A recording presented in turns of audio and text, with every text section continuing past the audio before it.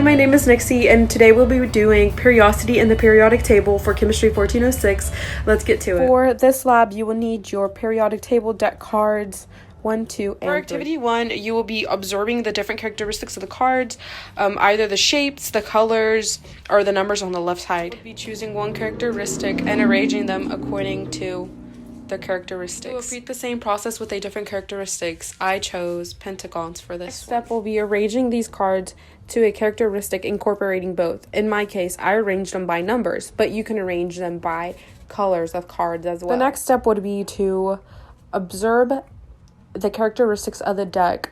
And what do you notice? As you can see, the smaller the number, the smaller shape. As you increase in size, they gradually get bigger, and then after that you will remove 2 cards without trying to disturb the characteristics. After obtaining your picture from your classmate, you will make a prediction of which cards they pulled out as well. Once you receive their picture, you will record all observations in your lab manual, and you are complete with activity 1. For activity 2, you'll need the periodic table deck card. First step would be to observe all the characteristics in this Next step would be setting aside cards with atomic mass 1 and 4, and then after that you must separate the cards by a given characteristic. I chose the number of valence electrons 1 through 8. Rearranging your cards by another given characteristics. For example, in my valence electron group 1, I rearranged them into atomic mass.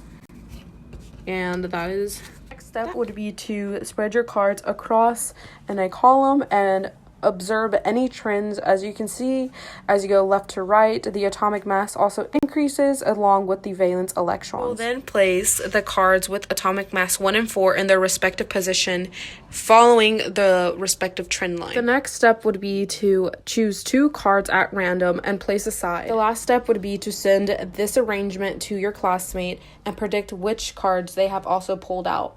And that is the end of this activity. You need the periodic table card deck. First step is to observe the characteristics of your next step would be removing helium and hydrogen. Afterwards, you would place these cards by the characteristics of valence electrons from 1 going to 8, the greatest.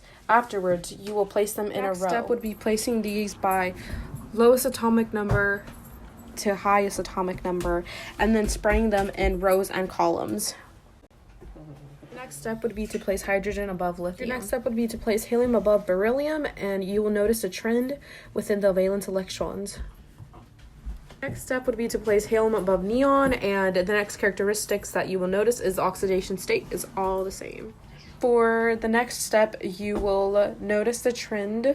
In this case, they have an increased valence electrons along with an increased atomic number as you go from left to right. Step would be to collect the cards by increasing atomic number and save for activity 4, and you're done with activity. For activity 4, you would use the card deck from activity 3 and make a graph illustration or model for using the trend lines, atomic radius, first ionization energy, and electronegativity. And that is it for the lab.